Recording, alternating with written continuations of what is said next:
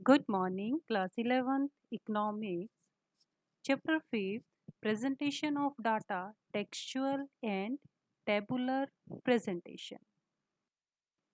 We have done textual presentation. Today we are doing tabular presentation. Tabular presentation, सारणियन प्रस्तुतिकरण.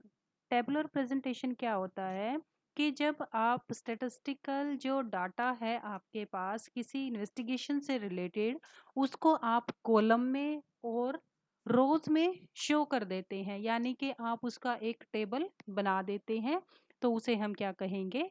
Tabular presentation. जो आपकी vertical lines होती हैं, table में दो लाइंस होंगी ना, एक वर्टिकल होंगी और दूसरी हॉरिजॉन्टल होंगी. वर्टिकल जो लाइंस होंगी उनको जो आप बिल्कुल सीधी ड्रॉ करते हैं, ठीक है, और हॉरिजॉन्टल होती हैं जो टेढ़ी होती हैं, ठीक है, तो उसे हम क्या कहेंगे? Horizontal lines. इसमें दो तरह की लाइंस होंगी. जो आपकी वर्टिकल लाइंस है उनको हम कॉलम कहेंगे और जो हॉरिजॉन्टल लाइंस होंगी उनको हम रोज कहेंगे, ठीक है. अब कॉर्नर ने क्या कहा है कि सारणियन संख्यात्मक आंकड़ों का एक क्रमबद्ध तथा सुव्यवस्थित प्रस्तुतिकरण है. अब टेबल क्या है कि जब आप अपने डाटा को एक सिस्टेमेटिक ऑर्डर से प्रेजेंट करते हैं तो उसे हम क्या कहेंगे?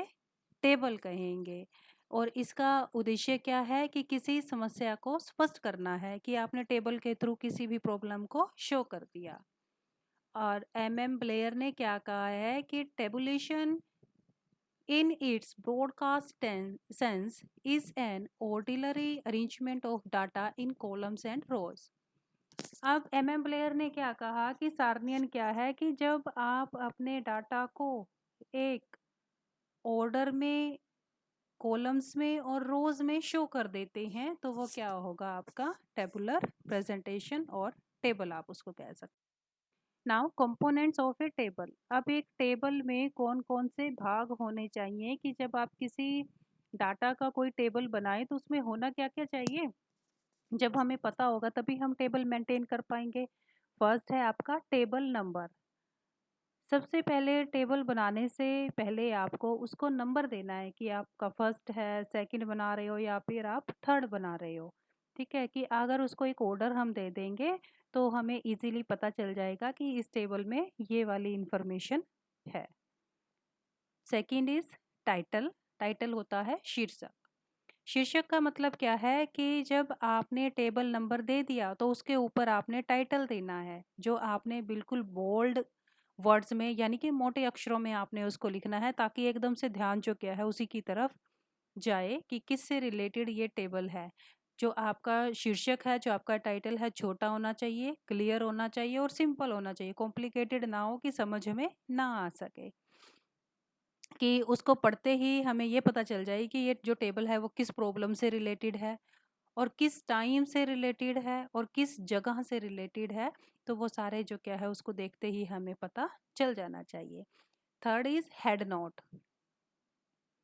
जो हमने टाइटल दिया है उसमें हमारी पूरी इंफॉर्मेशन अगर नहीं होती तो हमें उसमें एक हेड नोट देना चाहिए. जैसे आप ब्रैकेट में लिख देते हो ना कि प्रोडक्शन आपका आपने टेबल बनाया है, तो आपने ब्रैकेट में क्या कर दिया कि जो प्रोडक्शन है वो लाख टन में मैंने शो किया है. तो इसका मतलब क्या है? हेड नोट आप देंगे अगर इंफॉर्मेशन टाइटल में पूरी क्लियर नहीं हो रही है, और इसे हम हमेशा ब्रैकेट्स पे ही लिखेंगे. Fourth is stubs.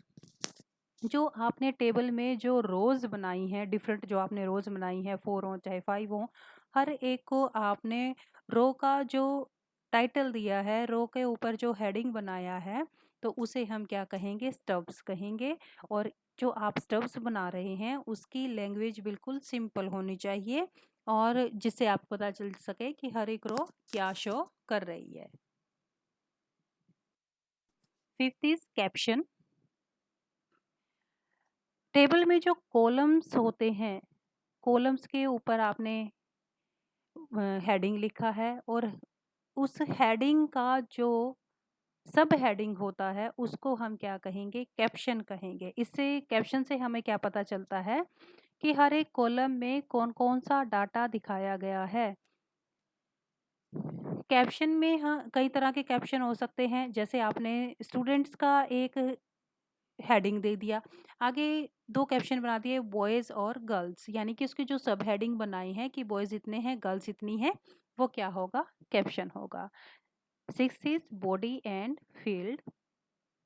सारणी का यानी कि टेबल का सबसे इम्पोर्टेंट भाग जो क्या होता है, उसकी बॉडी है और उसका एरिया या क्लेवर आप या उसका क्षेत्र आप कह सकते हैं।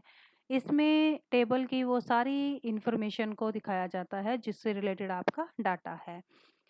इसमें हर एक डाटा को एक कॉलम में या फिर आप एक रो में जो बनाते हैं, हर एक सेल में यानी कि अलग-अलग खाने में आप उसको लिखते हैं। फुटनोट, फुटनोट मतलब कि टेबल में कोई भी डाटा अगर दिया जा रहा है, उसमें कि क्लैरिफ़िकेशन देने की अगर कोई ज़रूरत है, तो आप नीचे जो क्या है एक फुटनोट दे सकते हैं, जिसमें कोई सूचना अगर जो टेबल में क्लियर नहीं हो रही है कोई इन्फॉर्मेशन, तो वो फुटनोट में आप उसको दे सकते हैं कि जैसे मान लो आपने कोई डेटशीट भी आपने देखी होगी, डेटशीट में होते हैं ना कि WO ऐसे ब्रैकेट में लिखा होता है। WO क्या होता है कि छोटे बच्चों की ज़्यादातर ये आपको देखने को मिलेगा कि जो छोटे बच्चे होते हैं ना, उनकी डेटशीट में होता है कि Hindi O, Hindi W, English O, English W। तो नीचे आपको नोट दिया जाता है, जैसे कि ये ओरल है, O से ओरल और W से रिटन, कि वो हमारा टेबल में क्लियर नहीं हुआ था तो हमने उसको फुटनोट में दे दिया और फुटनोट में हमने उस इंफॉर्मेशन को क्लियर किया है। And next is source. Source मतलब कि टेबल का जो डाटा है आपने प्राइमरी डाटा लिया है, तब तो कोई आपको सोर्स देने की ज़रूरत नहीं होगी। अगर आपने सेकेंडरी डाटा लिया है तो आपको ये नीचे नोट देना पड़ेगा कि ये सोर्स कहाँ से है, कहाँ से आपने लिया है, उसका नाम देंगे, कौन से ईयर का पब्लिशन था वहाँ से लेंगे, उसका नंबर भी लेंगे, पेज नंबर जिस नंबर से आपने वो डाटा उठाया है, और एड्रेस लेंगे पब्लिशर का। वो सारे जो क्या है आप इसमें दिखाएंगे। और टेबल के जो ये सभी हेडिंग्स हैं जो हम कल टेबल का आपको फॉर्मेट दिखाएंगे, उसमें आपको इजीली क्लियर हो जाएंगे। तो तब तक आप इनको पढ़ें और इनको अपनी नोटबुक्स में नोट करें।